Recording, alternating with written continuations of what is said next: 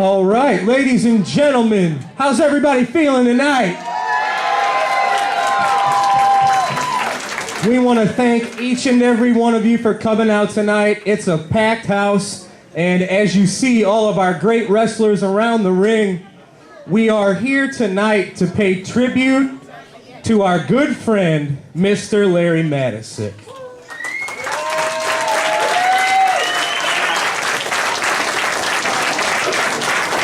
We've got a few folks in the house that worked with and knew Larry that are going to say a few words. But first, let me just give you a bit of a rundown on the man, the myth, the legend, Mr. Larry Matysik. The theme that I like to kind of stick with Larry is that from the time he was a child until we just lost him, he was an amazing fan who loved professional wrestling. Larry... Yes. Larry was born in April of 1947. Growing up in the 50s, he got tuned into wrestling based out of Texas. Texas wrestling aired here in St. Louis. And then as just a 12-year-old boy, Larry Matysik saw Wrestling at the Chase debut here in 1959. I don't even think Larry would have known how much that was going to change his life. An article written by Mr. Matysik that was published in Ring magazine led him to an amazing relationship with the one and only Sam Muchnick. In 1963, Larry was hired at the age of 16 by Sam in order to call in the results. After all of the local wrestling shows, he would call in the results to the newspapers and every other outlet that needed those results to get the word out. That led to him becoming a full-time employee of Sam Muchnick 8 years later. January 1st, 1972 to be exact, is Larry Matysik's first day as a full-time employee of the St. Louis Wrestling Club. The main event that night, Jack Briscoe and Dory Funk Jr. went to a 1-hour draw. Not too bad for a first night. Under Sam's tutelage, he worked tirelessly for years under Sam, right next to, shared an office with Wild Bill Longson. And Larry just soaked up this knowledge from all of these gentlemen. He worked with Sam until 1982. 1982 was Sam Muchnick's retirement show, and what I think was probably Larry's proudest moment in the business. Larry organized, got the whole thing together, and it went off tremendously in order to wish his mentor, his friend Sam Muchnick, a farewell. He did his best here in '83. By the time 1984 came along, things in St. Louis weren't quite going how to Sam's standards to Larry's standards. So in 1984, Larry Matysik went out on his own with Greater St. Louis Wrestling Enterprises and became a promoter on his own. Due to TV contracts and stuff like that in St. Louis, Larry then went to work for Vince McMahon. Vince and Larry joined forces in 1984, and Larry would stick with Vince McMahon for 9 years, or 8 years, I believe, until about 1993, when Mr. Simmons might have a story about what caused Larry to part their ways, but he did everything. He was an announcer. He was a TV commentator. He is an author. He's got 5 great books out with one more on the way. He is a mentor to many, many folks in this building, including myself, the wrestlers. Herb, you can say Larry was a mentor to. He touched a lot of folks, and we're gonna miss him a lot. And what makes me happy is, not happy maybe, but even in his 70s, he was still doing the same things that he enjoyed doing as a teenager. As soon as he would get the results from our shows, he would go home and send in the results to Dave Meltzer's Wrestling Observer newsletter, and still kept doing the things that made him happy as a youngster. So it's sad that we don't have him here anymore, but I'm grateful that Larry left a whole lot of himself to all of us and the wrestling business. I mentioned 5 books, one more on the way. Larry Matysik's personal tapes. He was recording all of the shows in the late 70s and early 80s, and it was Larry Matysik's personal VHS collection that helped us get the 12-volume DVD set going. So all of the St. Louis wrestling DVDs that are out there now, we have Larry Matysyk and his diligence in keeping everything recorded and kept safe in there.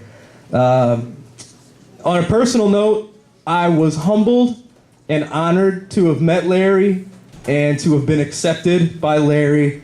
He has pretty high standards when it comes to wrestling, and the fact that he thought I did a good enough job as an announcer and taking his spot down on the TV commentary, it's an honor that I will never, ever forget. Lifelong opportunity that I'm super, super grateful for.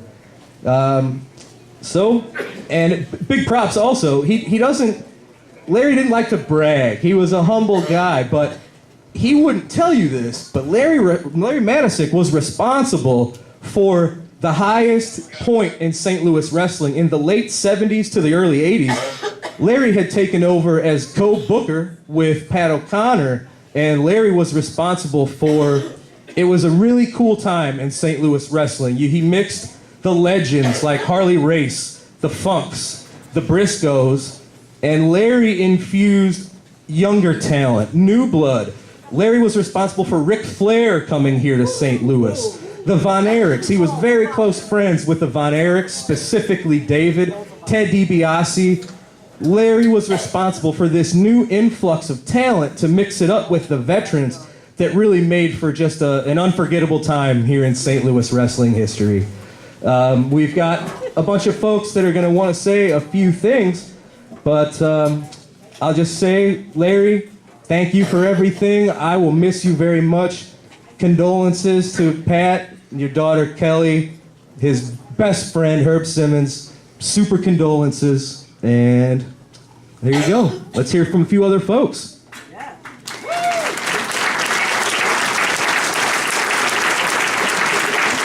And here's just real quick, here's a story that I'm going to have Pat tell. Larry, she was warned right away. She was giving I guess I'll call it a warning. April the 21st of, I believe, 1969 was your second date, and Larry took you to the Kiel Center to watch Edward Carpentier against Fritz Von Erich. So she was given a warning pretty soon on of what Larry's life was going to be like. But all right, ladies and gentlemen, we've got a lot of folks here who knew Larry, worked with Larry, have a few words to say. So if we could first welcome the promoter of MMWA, Mr. Tony Costa, Little Dynamite.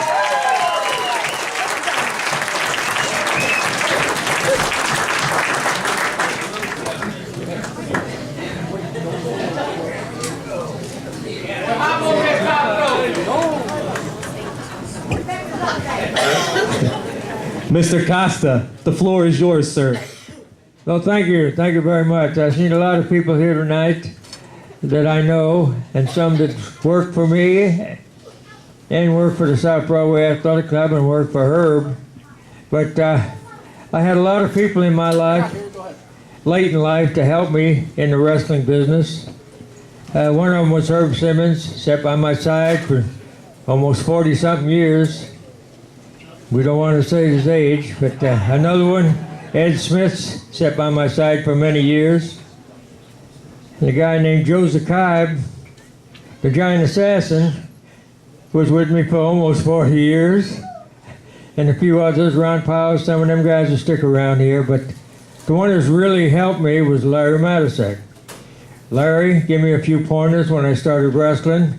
I was one of the smallest guys in the business, I guess, but he put me in some matches. Herb put me in matches. Larry gave me some pointers, what I was doing wrong and what I was doing right.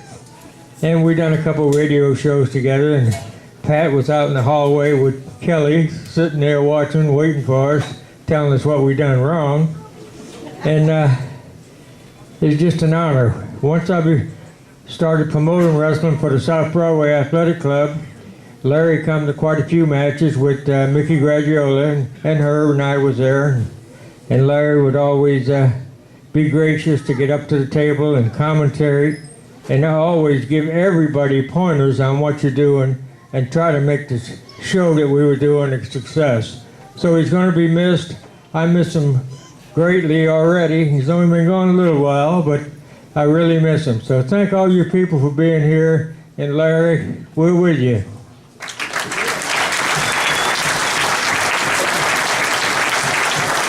Thank you, Mr. Costa.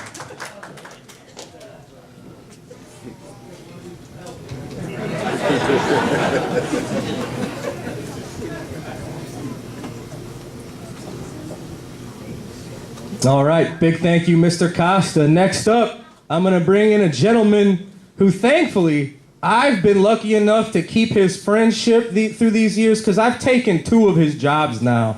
Let me introduce, this was the last ring announcer before me, and excellent St. Louis ring announcer. Give it up for Ben Simon, ladies and gentlemen.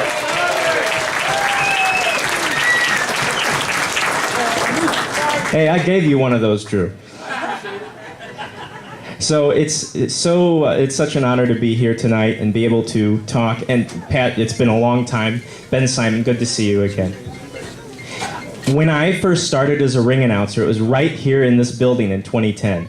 And I knew that the man behind the scenes making the matches at that time, or at least helping out, was Larry Matysik. And for me, that was so exciting because for those of you who are maybe younger and have been watching just cable wrestling over the last couple of decades, that'd be like working with Jim Ross right off the bat, okay? So this is amazing. So I meet Larry, and he knows I'm terrified, but he is the first person to greet me when I walk into the locker room.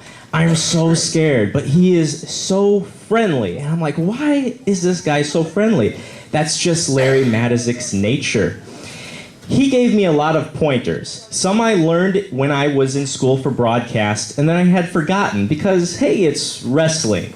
Let the facts and the preciseness fall by the wayside.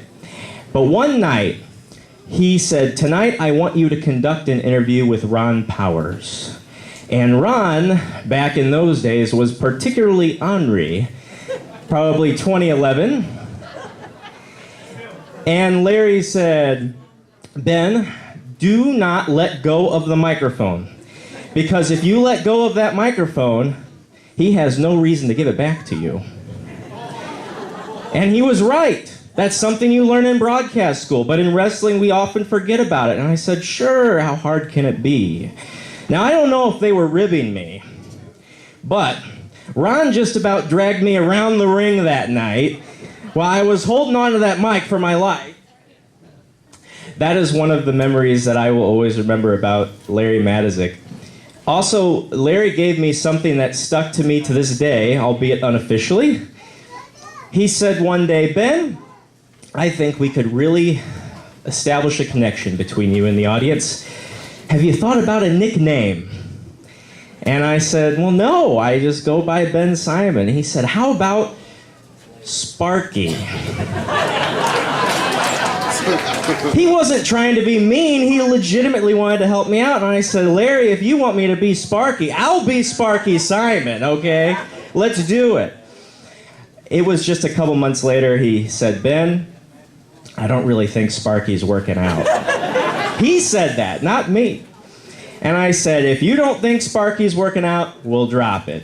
But to this day, and I know some of you in here, Sparky Simon lives on because of those 2 months Larry Matysik was calling me that. So it's an honor, it really is.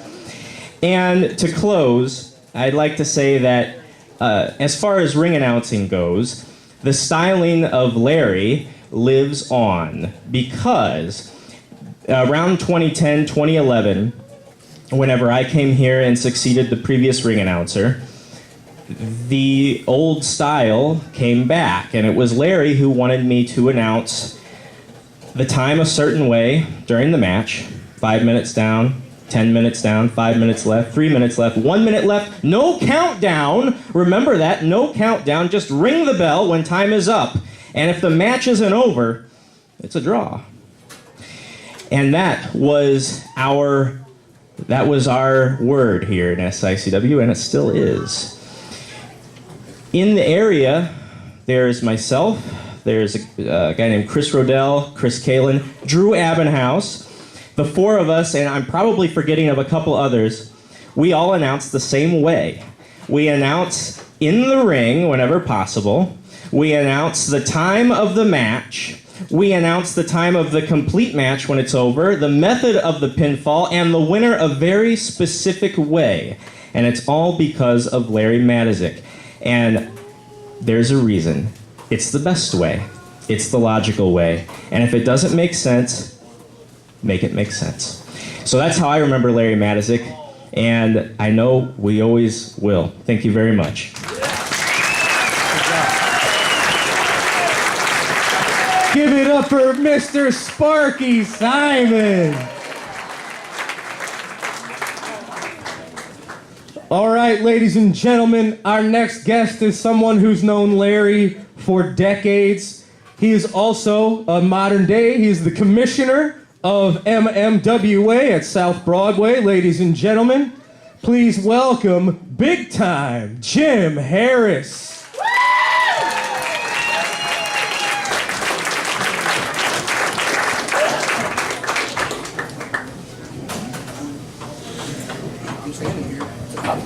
Hi guys, long time no see. Good seeing you guys.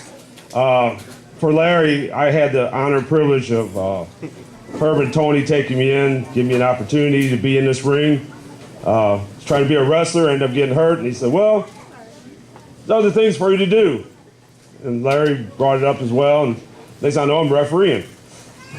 And I had the fortune of learning with Larry as well as with the great Ed Smith, who really stayed on me every night, made sure I was doing what I was supposed to be doing.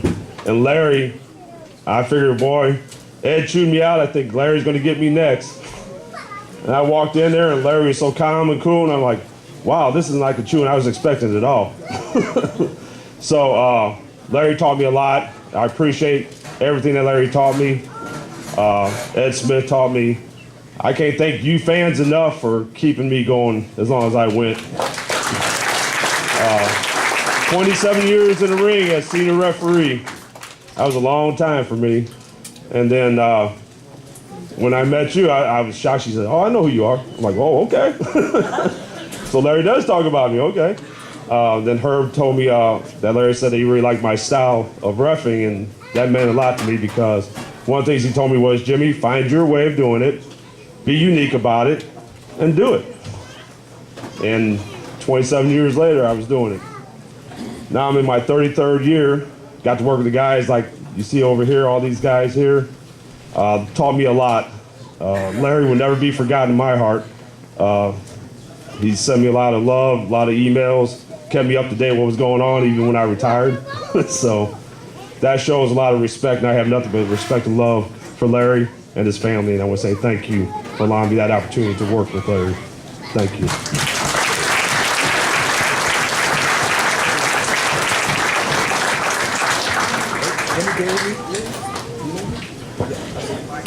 All right, ladies and gentlemen, our next guest has known Larry Matysik since he was 16 years old. If we could bring the Night Train, Gary Jackson, to the ring.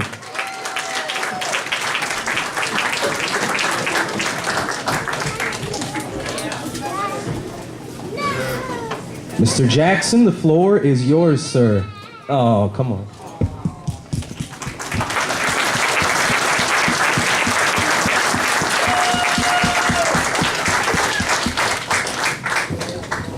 Good afternoon, everybody.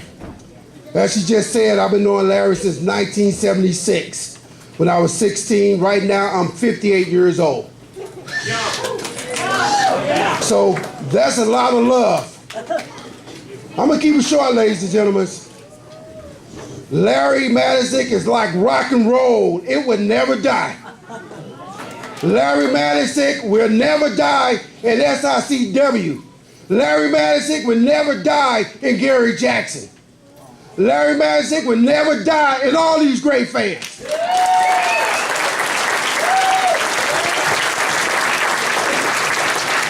And as the great song says, I have nothing but love in my heart for you, baby.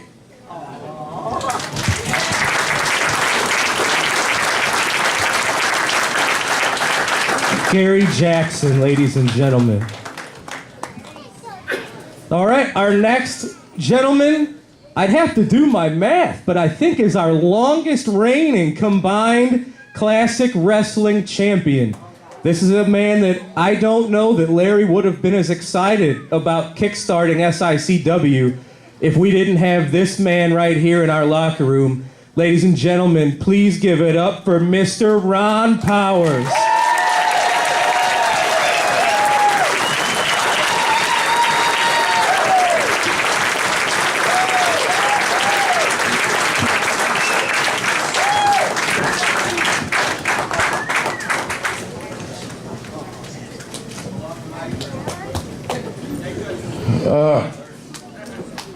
On the drive here, I thought of all these things I wanted to say, and it never really hit me until I heard all these guys out here talking about them, and it brings back a lot of memories. I'll tell you what, wrestling is a passion, and when it gets inside you, it's a fire, it's a flame that burns in you. I mean, that's why I could never retire until I finally had to, but any of these guys are still doing this. Gary Jackson, 58 years old. I mean, I did it till I was 50. I mean, you got Ricky Cruz here. You got some guys here that are just flash banging. I mean, guys here that are just smart to the business. Just guys that love and you will see them here as long as they're able to walk. I mean, and that's what it is. That's what it's like when it gets inside you. It's a family. I mean, we take care of each other. There's a bond here with us. Maybe not so much with me towards the end, but with most of us. No. Hey, I apologize about all the chair shots. But no, hey, the thing about Larry is, and the thing about Herb is, they have that passion. You won't see that in many people. Larry is one of the few links that were left between the generation that was and the generation that is.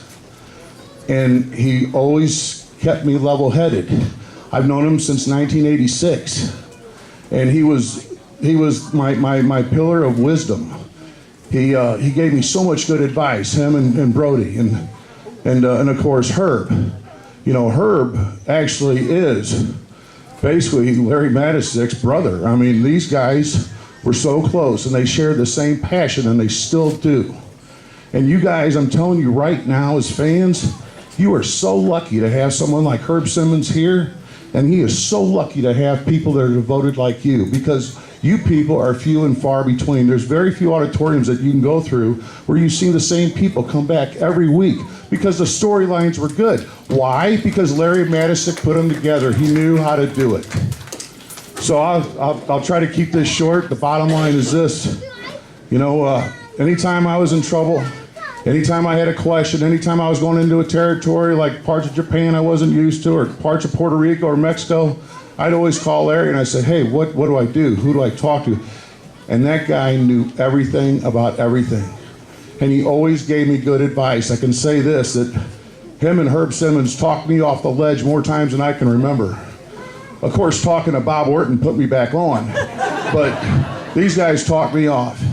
And Pat, every time she answered the phone, doing Larry's screening, and who's this? Ron Powers. Oh, okay, hold on. So, I mean, I knew that there was a special connection here. There's a special bond between these guys that are around the ring, the guys that are behind the curtain, and this man right here. And I'll tell you what, Herb Simmons, guys like this are few and far between. You will never see a guy with a bigger heart or a bigger desire to make his promotion and make his town #1 in your hearts and his. So let's give a round of applause for someone that still gives a shit in this business. Thank you. Thank you, Mr. Powers.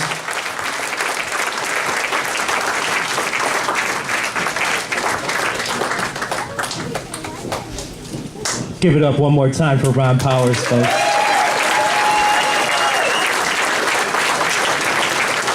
Now this next gentleman, some of you that have followed our TV show may have seen this match back in the, I guess this would have been the late 80s. There's a match with Ron Powers teaming with Bruiser Brody. against the tag team of Big Daddy and the Giant Assassin. So, ladies and gentlemen, he's in the house with us tonight. Please welcome the Giant Assassin.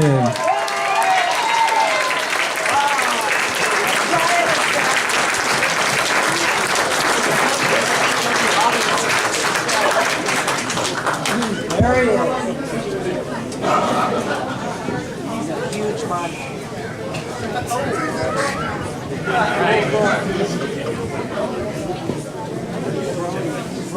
Gary Jackson said before you start, you got to take a bump. Well, it's hard to say anything that hasn't already been said by everybody in front of me. I'm glad you had me here tonight. I just want to know, who's Larry Matysik anyway? I'm just kidding. I don't mean anything by it. But it's all been said. He's a great guy. I'm glad to see everybody come out for this thing tonight. And that's been 20-something years since I even crawled in a ring. I'm going to need oxygen to get out of here. But thank you guys all for coming and respecting the business, respecting the house here, and respecting Larry like you all do. Thank you very much. The Giant Assassin.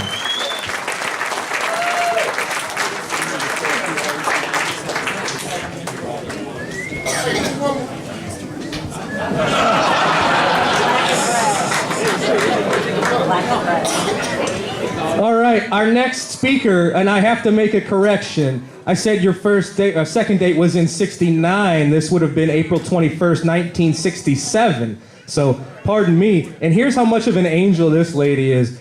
She's going and being taken to the Kiel Auditorium. Sharing the Kiel in the Opera House that night was a world-famous pianist named Van Cliburn. So, as you are walking to Kiel Center, she's probably seeing folks in gowns and tuxedos, but she's going to see Fritz von Erich. And apparently you guys walked through, there was tornadoes, hailstorms that night, so my goodness. Second date with Larry Matysik, you were welcomed into this wacky world of wrestling. So if you would honor us by sharing a few words about our Larry.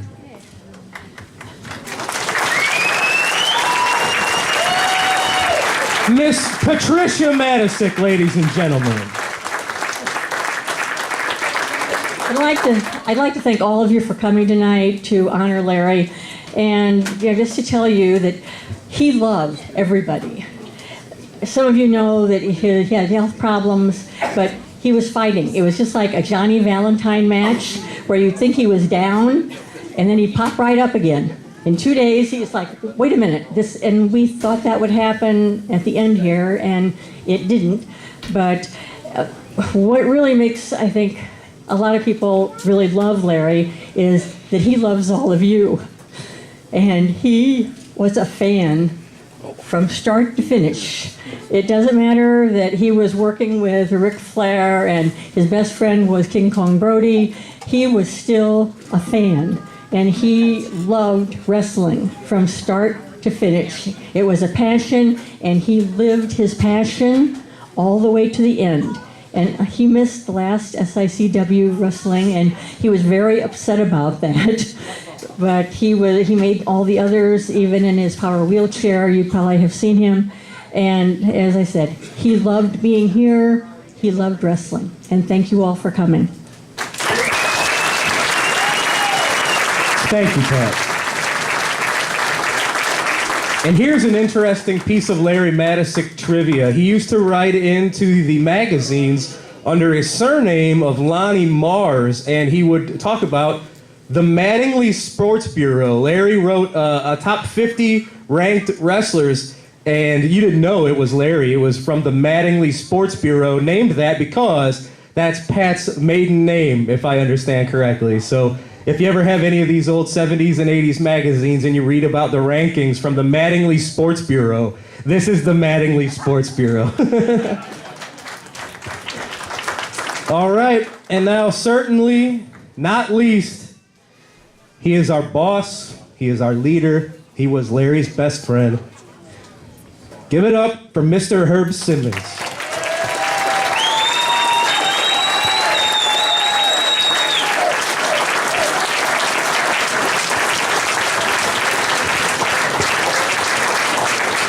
Thank you, Dr. Drew. Yeah, these guys wore out that. They always gave me the bad mic for some reason. I don't know. But I got to tell you, right now, my friend of about 51 years, Larry Matysik, is really pissed off at me, I can tell you, because he never, ever would have wanted anything like this. But there was times that him and I didn't see eye to eye, and so I had to overrule him on this one, because when you went through so much that him and I did in this business, and met the people that we did. I mean, if you look around these men sitting at ringside here, he could tell you something good about each and every one of them. Even when I saw some bad, he was always saying, no, you got to look past that. You got to look at the positive of them. And as I look around, I see that. And I took what he told me, and I digested that, and god dang it, he was always right. And I guess that's what made me mad at him sometimes, because I could never prove him wrong. But then when you hear guys like Ron Powers, what he said a while ago, Ron did his own thing. You know, he said Larry and I talked him off the cliff, but I'll tell you what, one of the happiest days that I had in the business. I remember I was just had surgery done. I was at a follow-up appointment, and my phone rings on a Saturday morning, and it's Ron Powers saying, hey, I'm thinking I'm going to come back to the business. Can you use me? I said, when can you be there? And he came back. And I called Larry. That was my first call. I said, you'll never guess who just called me. And he said, who? I said, Ron. Ron wants to get back into it. Man, I can see Larry jumping up and down. Yes, get him back. Get him over there. Giant Assassin. We always joked about the Giant Assassins. The only guy that could get in the ring and do a 1-hour show and only wrestle for about 5 minutes. I remember he'd walk into the ring at South Broadway, and the clock hung on the wall, and Tony Costa and Larry Matysik, and I'd be sitting on the stage, and he had that persona that his opponent was, come on, let's, and Joe had him eating out of the palm of his hands. And I love you, brother. You did it. Yeah. But, you know, Tony Costa, guy Larry loved. Bruiser Brody, great friend of ours, great friend of Joe. Ron, first match he had with the Assassin, never forget it. I remember Brody and Larry telling me the story. They said the Assassin was so nervous in there, he's in against the larger than life. And Frank Bruiser Brody said, I could just feel the tension. And he said, so we locked up when we went from one side of the ring. And he said, I could feel he was as stiff as a board. Of course, everybody said Joe was stiff. But he said he went back over the other side. And he said, Frank told us, he said, I had to do something to calm the man down. And he said, so I told him, he said, now when I run you back over to the other side, he said, just look at the girl sitting on the other side of the ring. And he said, Joe just started, he said he just calmed down. He said it was a great match, and we worked them guys all over the place. Joe and Brody and Ron Powers and Tony Costa. I mean, Little Dynamite. Anytime I'd book a card, Larry'd say, we got to have Tony on the card. I said, well, Tony's on all the cards. He said, yeah, but you don't understand. Brody says he wants the little man on the card. So Tony Costa was there. Little Dynamite. We always said Little Dynamite come in small packages. But, Larry meant so much to the business that I think some of the fans probably don't realize that. He came into people's household every week. And I told some people, we did some podcasts the last couple of weeks since he's been passed away, and I said, you could have a vision impairment, be blind basically, and you could hear his voice and feel like you were sitting right there in the ring because he added so much enthusiasm to that match. He didn't he didn't have to have 2 or 3 other commentators with him. He had Mickey Garagiola. Mickey was primarily the timekeeper, rang the bell, and Larry would throw him a softball, and Mickey would answer it. They'd work good together, but Larry didn't need anybody. He could call a Donnybrook. He could tell you when Ric Flair and Dick the Bruiser was outside the ring and they were tearing the place up. He just made you feel that way. And today, when you hear those tapes of him calling it, and Drew and I look at him and watch him, and a lot of the other guys do, it's just amazing how he made you feel a part of it. The man loved everybody, as his wife said. You know, Pat, you're right. He always wanted to come to the shows, the ones he couldn't make. He was calling on the phone, or I was calling him from the locker room and saying, hey, we got a problem. Ain't no problem, just do this or do that. If he was awake, he was breathing and living wrestling. He loved the fans. A lot of you saw him here. You all saw the passion he had for you, the fans.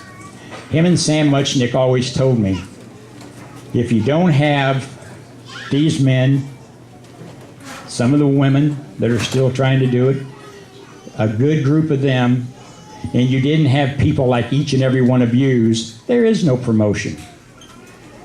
Sam Muchnick always said, you treat the boys right and they'll treat you right.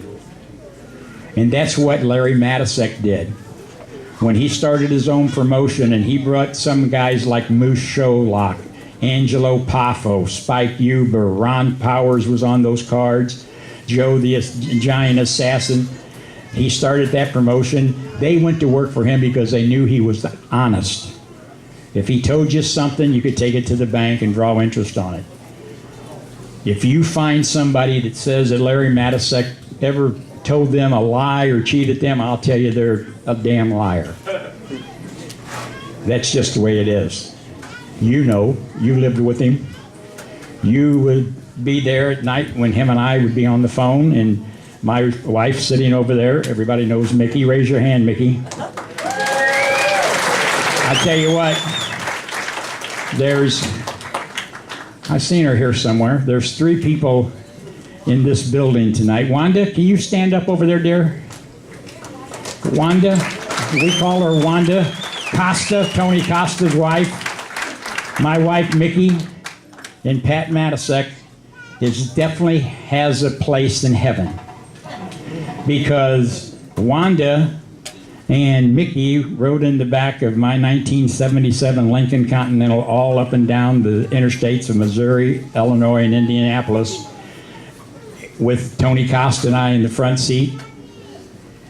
They would be sitting in the back seat, and we were trying to find his intro song that we were going to start playing for him. And I bet you they can tell you every word to the You Can't Keep a Good Man Down by Alabama. That's what his theme song used to be. Pat would sit at home at nights when Larry and I'd be on the phone till 1, 2, 3 o'clock in the morning talking business, and I'd hear her tell Larry, I'm going to bed, you guys are going to be on the phone all night. Mickey'd say, I'm going to bed, you guys are going to be on the phone all night. And we would. Larry was, am I right, he was a night owl. Didn't get up till mid-afternoon, and then that's when he would start doing his business. But it's really an honor that you all came out tonight to pay tribute to the man who is leaving a legacy like none other. Larry Matysik. Just remember that name, because 5 years, 10 years, 15 years, 20 years, I guarantee you, when you look at anything that's got to do with professional wrestling, you'll see the name Larry Matysik. You heard Drew say there's another book coming out. He was 2 chapters away from finishing that book, and Pat and I are going to finish that book. She don't know that yet, but we're going to finish that because he told me what those 2 chapters was going to consist of. So she proofread all of his stuff. I've got a copy of it. She did all the cleaning up, the punctuation, and I've already talked to the gentleman who is going to take it and publish it, hopefully. And so that's going to be a book, and then Pat will go out and she will sign, and we'll do just like Larry did in the past. The last thing Larry really was interested in was he wanted us to start having an input in developing some future talent. Over a year ago, he talked to me about starting a wrestling school, and I kind of procrastinated on it, and we kind of kicked it off a little bit, and then when I take full responsibility, it kind of went by the wayside. periodically over that last year and a half, he'd say, I'm telling you, we got to start developing some of our own talent. A lot of the guys are getting older. So he said, let's talk to Bob Orton. And so we talked to Bob, and of course, since then, the Ace Wrestling Academy. Sean Vincent, where are you at? Sean's here somewhere. Sean Vincent, right here. Chris picks up the ball and runs with it. I pitched him the idea. He's got people like Ricky Cruz and coming over and helping out. Chris Hargis has even helped out. Larry wanted that to happen. Bob Orton comes over and is training the students, future generations of what these men have already experienced. So that was a dream of Larry, and we're going to continue to do that also in his name. So I appreciate each and every one of you coming out tonight, and we ran just about, boy, I'll tell you what, Larry Matysik and Sam Muchnick would be so proud, because for those of you who went to the Kiel Auditorium know that they started right on time. Not like Tony Costa. Oh. I love you, brother. I love you. But Tony, there's wrestling time, and then there's Tony Costa time at South Broadway. But Sam Muchnick told Larry, he said, I don't care what you do, but you better have your butt in that ring at 8:30 on a Friday night, and I want that bell ringing. And I told Drew and I told a few other people that this tribute would last, about what time? Nailed it. So once again, from me, from my dear friend forever, Pat Matysik, and the entire SICW locker room, all of these men out here, thank each and every one of you for coming tonight and paying a little tribute to the gentleman that I will never, ever forget, Mr. Larry Matysik.